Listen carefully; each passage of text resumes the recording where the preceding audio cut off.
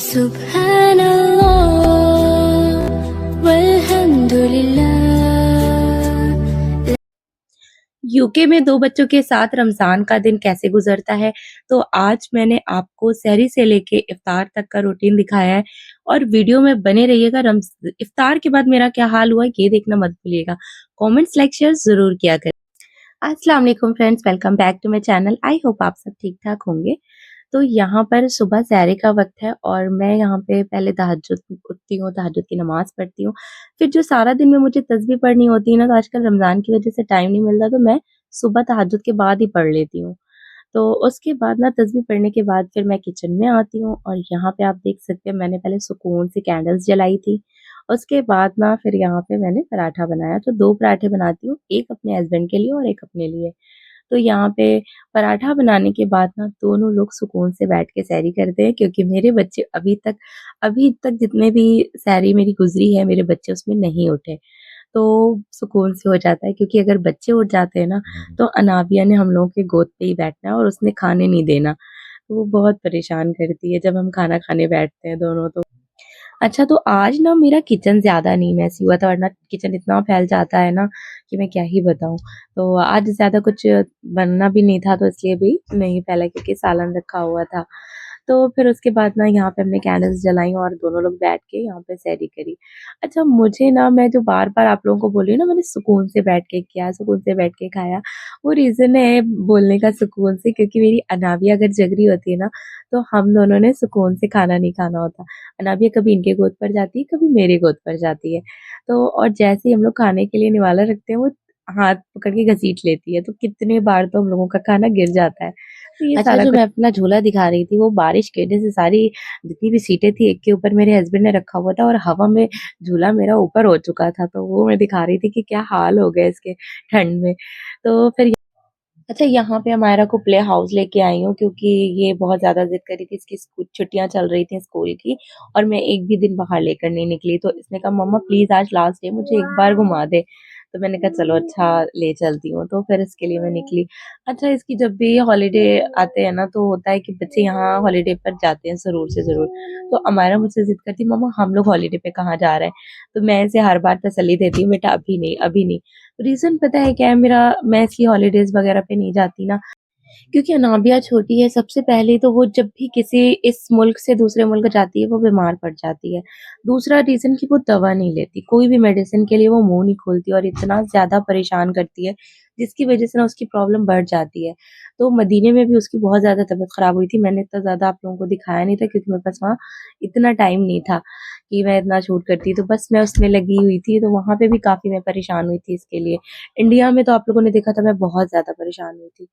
तो इसलिए ना मैं बहुत डरती हूँ अनाबिया के बीमार होने से, क्योंकि वो मेडिसिन जब मेडिसिन नहीं लेती ना, तो वो बीमारी जो भी उसे प्रॉब्लम उस टाइम होती है ना, वो डबल ट्रिपल हो जाती है। तो जिसकी वज़ह से मैं इतना ज़्यादा झेल जाती हूँ। मुझे घर का काम करना होता है, बच्चों को भी देखना होता है, बाहर दूसरी बच्ची का स्कूल भी मैनेज करना होता है, तो ना मेरे ऊपर बहुत ज़्यादा बर्डन हो जाता है।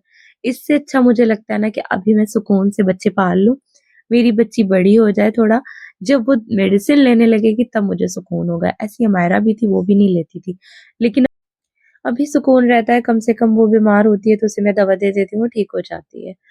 तो जी, यहाँ पे ना मैं घर आ चुकी थी, तो उसके बाद मैं इफ्तारी की तैयारी करने लगी थी। यहाँ पे मैं चने चढ़ा रही थी। अच्छा, इस चने में ना मैं ऑयल नहीं डालती। सारे मसाले होते हैं लेकिन ऑयल नहीं होता, तो ये हेल्दी हो जाता है थोड़ा। अच्छा, किसी ने मुझसे पूछा कि मेरी कोई पुरानी वीडियो पे कमेंट था कि क्या आप हॉलिडे पर नहीं जाती कहीं बाहर? तो इंग्लैंड में तो बहुत ज़्यादा लोग बाहर-बाहर जाकर घूमते हैं। तो मैं आपको बता दूँ कि पहली चीज़, मैं लास्ट ईयर 2 जगह जा चुकी हूँ। पहले इंडिया गई थी, उसके बाद मैं उम्रा करने गई थी। तो यार पैसे जो है ना, वो पेड़ पर नहीं फलते कि उन्हें मैंने हिलाया और पैसे गिर गए, ठीक है? तो हमारे दोनों, जो देखा जाए तो जो दोनों हॉलिडे थे ना, जो मैं दोनों छुट्टियों पर गई, उन दोनों का खर्चा बहुत बड़ा था। तो ख़ैर, रीज़न ये नहीं है मेरे हॉलिडे का। मैंने रीज़न बताया ना, मेरा रीज़न अनाबिया है और मैं अपने हस्बैंड से कहती हूँ अभी थोड़ा-सा रिलैक्स हो जाएँ। वो अगर इंग्लैंड में भी कहीं जाने का प्रोग्राम बनाते हैं ना 2-3 दिन के लिए, कहीं होटल रह के चलते हैं, वहाँ घूमते हैं, तो मैं कैंसल कर देती हूँ, क्योंकि मैं थोड़ा-सा अनाबिया की वजह से परेशान हो जाती हूँ। मैं सिर्फ़ परेशान इसलिए होती हूँ, मुझे मैनेज अकेले करना पड़ता है। तो हस्बैंड मेरे बाहर का काम देख रहे होते हैं, तो मैनेज मुझे अकेले करना पड़ता है। उसमें अक्सर ऐसा होता है कि मैं खुद बीमार हो जाती हूँ और मुझे पता ही नहीं चलता कि मैं बीमार हूँ। लास्ट टाइम एक बार क्या हुआ, मेरी दोनों बच्चियों को फ़ीवर था, मेरे हस्बैंड को भी फ़ीवर था। तो मैंने इन दोनों का ख़्याल रखते-रखते मैंने खुद को अपने आप को देखा ही नहीं कि मुझे भी प्रॉब्लम हो रही है। तो ख़ैर मुझे थोड़ा-सा जकड़न वग़ैरह हुई और फ़ीवर आया, तो मैंने अपना ख़्याल नहीं रखा, बच्चों में मैं लगी रही। तो जब डॉक्टर के यहाँ हम सब दिखाने गए ना, तो पहले इन दोनों को दिखाया, उसके बाद लास्ट मेरा अपॉइंटमेंट सबका लिया था। दोनों को दिखाने के बाद जब मेरी बारी, तीनों को दिखाया मतलब हस्बैंड को भी दिखाया। उसके बाद जब मेरी बारी आई ना, तो जब डॉक्टर ने मुझे देखा, तो डॉक्टर ने कहा तुम सब ठीक हो, प्रॉब्लम इन्हें है ज़्यादा, क्योंकि मेरी ऑक्सीजन लेवल बहुत कम हो गया था। अब मुझे पता ही नहीं था कि मुझे क्या प्रॉब्लम है। तो ऑक्सीजन लेवल इतना कम हो गया था कि डॉक्टर ने मुझे एडमिट किया था 1 दिन के लिए। तो ये काफ़ी महीने की पहले की बात है, लास्ट ईयर की बात है। लेकिन मैं बताना चाह रही हूँ कि मतलब इस तरह होता है कि मैं बच्चों का ख़्याल रखते-रखते, हस्बैंड का ख़्याल रखते मैं भूल जाती हूँ कि मुझे क्या हुआ है। ठीक है? तो इस तरह मेरे साथ हुआ था। तो मैं भी इंसान हूँ, मैं थक जाती हूँ, मेरी मेडिसिन्स आर्थराइटिस की चलती हैं, तो उसके लिए बॉडी का रिलैक्स होना बहुत ज़रूरी होता है। तो जब कभी हॉलिडे होता है ना, तो मैं रिलैक्स करने के बजाय ना और ज़्यादा मुझे बर्डन हो जाता है, तो इसलिए मैं बहुत थक जाती हूँ। तो मुझे लगता है कि पहले मेरी थोड़ी अमायरा बड़ी हो जाए मेरा सपोर्ट करने के लिए, ताकि मेरे आने के बाद वॉशिंग करना, चीज़ें करना अमायरा भी कर सके, तो मुझे बहुत ज़्यादा हेल्प हो जाएगी। तो ये सारे रीज़न थे जो मैंने आज आप लोगों को खुल के बता दिए। तो अगर वो शख़्स मेरी वीडियो देख रही हों, वैसे मैं हाइलाइट कर दूँगी इस बात को, तो शायद उन तक ये मैसेज पहुँच जाएगा कि रीज़न क्या है। Subhanallah walhamdulillah la ilaha illallah